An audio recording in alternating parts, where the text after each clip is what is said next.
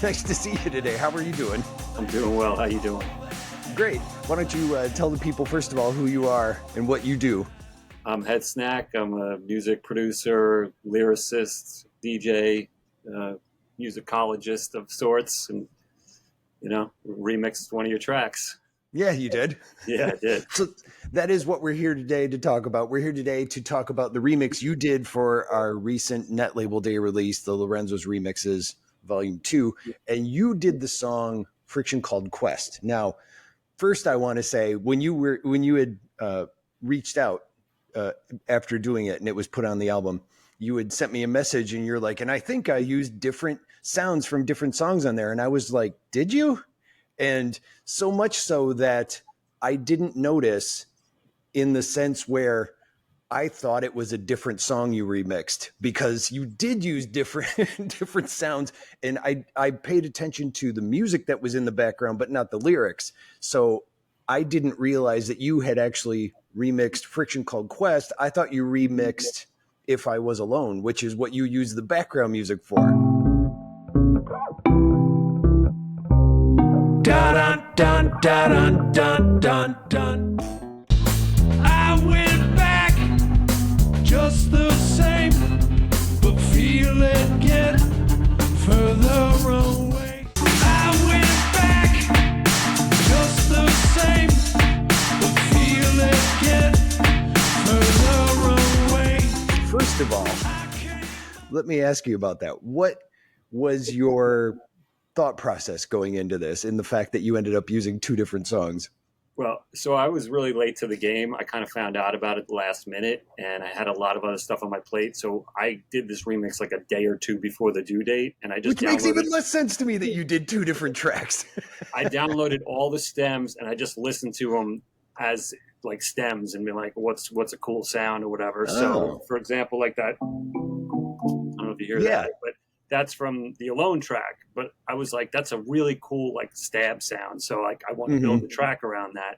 But then the Friction one, I don't know, like the other elements to that, like the piano obviously and whatnot, and the lyrics through all that time and all that.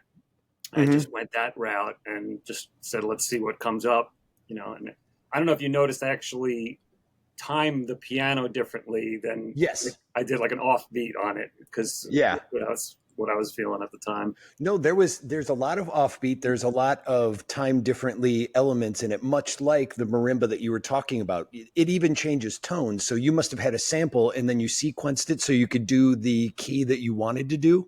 Yeah, exactly. So, I have this thing. I don't know. It's a Kai Force. Okay, that's what I was going to ask you about. Yeah, so it's like an MPC, but with Ableton built in. So it's built into it. Okay. Sort of like it's the workflow is like Ableton, and so I loaded all the samples in there and I started it. I kind of sketched it out on there, and then I dumped it into my DAW. I use Ableton, and from there I added like the sub bass and a few other things and whatnot.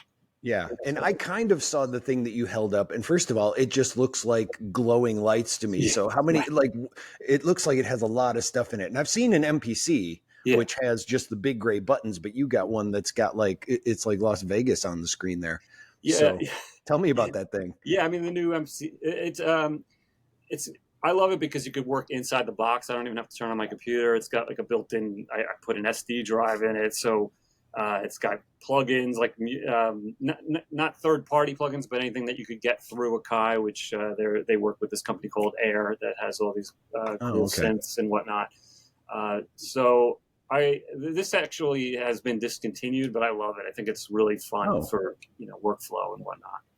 Okay. Now, when you were you went through, you found the samples and did all that stuff, or chose what you wanted to use and set them up. But the beat that you did is actually kind of like a sporadic beat. I came up all too fast, just one more for the past. How would you describe the beat that you programmed? Tell me about how you made that. Well, I just used a couple of kits that I had in Ableton. I think I was just whatever I was feeling. I don't know if I have any deep thoughts on how it came about, because like I think like I said, I basically just kind of screwed off from work for a day and just knocked it out in like 5 or 6 hours. Yeah. And I was kind of like, I hope this is good enough. And then when I saw you had like 3 of the same remix, I'm like, shit, I figured I picked the wrong track. Right. I wanted to do something that somebody else didn't do, but I could understand why, because it's a very catchy song. And nice. I listened to the other remixes; they're great too. Like every remix on the album is awesome. Well, and that goes back to like, okay, you said you were late to game. Like when I was sending the tracks to Block Sonic to have them put on there, he was like, oh, we got one more. And he sent that. And I listened to it. And so much so that I was like, oh, put it after this song, because the song that he's doing is the one right before. Like that was the confusion. Like that's also why on yours, or your track is like right after another remix of the same song, because I thought it was an If I Was Alone mix. Right. So that's why they're right next. And I didn't realize till it came out. I'm like, why the hell did I put those two songs right next to each other? They're the same song. And that's when it occurred to me, oh, right. I thought it was the different one. Yeah, so I was like, I'm like the Fragile Ego guy. I was like, oh, it's the afterthought. I got the 11th track. That's like the worst one you put at the end. Like, oh, it's the filler. Right. No. It wasn't. And then the one that was at the end is one that I even, just to tell the story, I haven't reached out to the person yet, but Time Zone LaFontaine actually did that remix for us, because it's a song that we don't even do anymore. And it was a remix that we got right before our guitarist left. And I had sent a call out for remixes. He did one, and then our guitarist left, and we were like, oh, well, we've got a new album of songs we're working on. And we started focusing on that, to the point where it's like, I forgot we did a call out for remixes. Then when I was setting up this album, I was going through and looking for the tracks that I had on my hard drive, and I found this one, and I'm like, what the hell is this? And I played it, and I'm like, what the hell is this? So the years came before that, and it was kind of like I'm going to put the Block Sonic people next to each other as well. So that was kind of that's cool. The setup. So I love Time Zone LaFontaine. I'm actually on 3. I did just 3 collaborations with him that's coming out on his next album. So nice. Yeah. And I was wondering if I know that he hasn't put anything out in a few years, so I was curious if he had something coming up. Yeah. And then so back to the remix. I had a bunch of questions I still wanted to talk to you about. So you had the key change. I already asked about that one. Oh, here's a question that I know a lot of people do this, and I noticed you did it too. And I realized I can take the opportunity to ask you about it. There's not really a bass line in here. It's more of a bass beat used as bass line.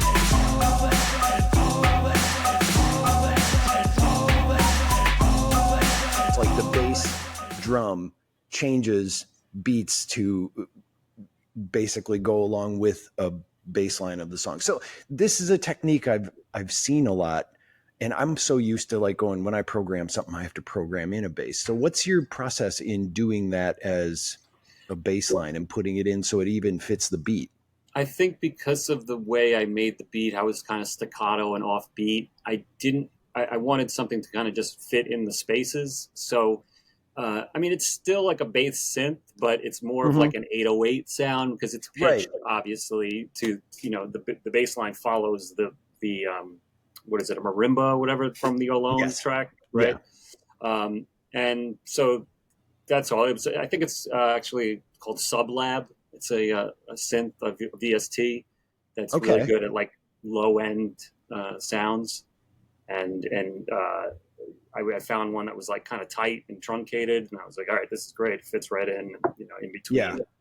Because I don't like it when like the kick drum and the bass kind of can fight sometimes. So I try to kind of separate them a little bit.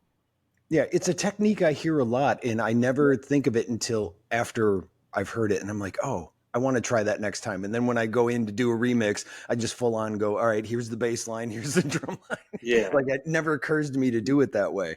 So I really liked how that happened. And I liked knowing what you used to create it as well. Mm-hmm. So, and another thing that stood out to me that I love it when it comes to the sax part, and you kind of just used a repeating sax thing that kind of just sounds like, wow.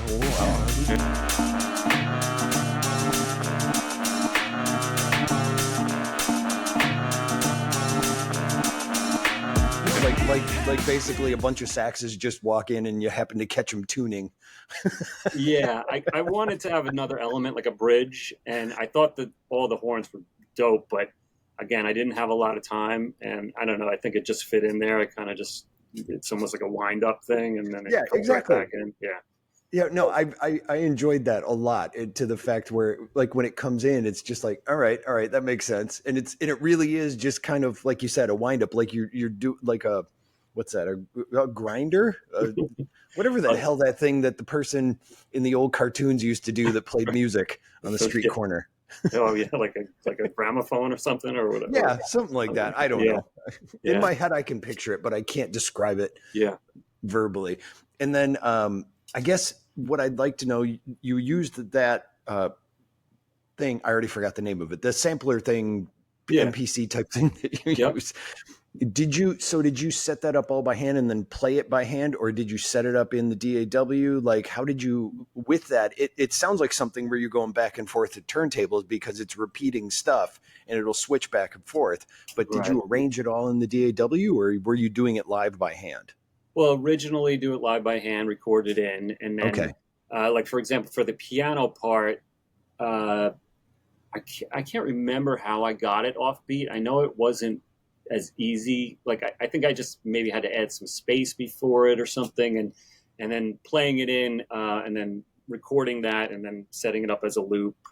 And, you know, that's pretty much the process, like just creating different loops and different scenes, like, of what I want the song, like different, like an arrangement, but without arranging it, and then recording it all into Ableton. And then from there I was like, all right, let me, like, I can move stuff around, like take a chunk of, like, you know, if there's a specific drum fill or whatever, if I wanted to repeat that, I could copy it and paste it somewhere else, that kind of thing. Okay. So I'm not playing it that's what I'm used to doing. What's that? Yeah.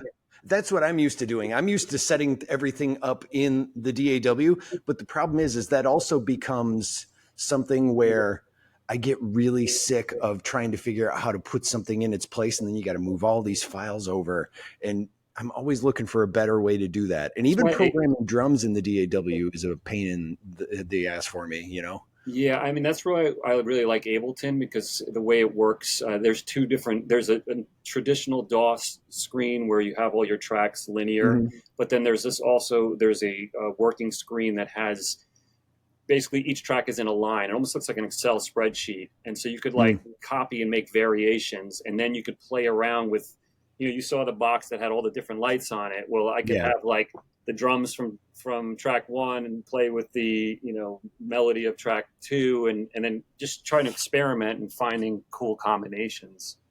You know, and then I'll record that into Ableton, and from there, if I want to spice it up, I can, you know, add a fill or reverse something or whatever it is, you know, add an effect, something to kind of make it interesting. Yeah.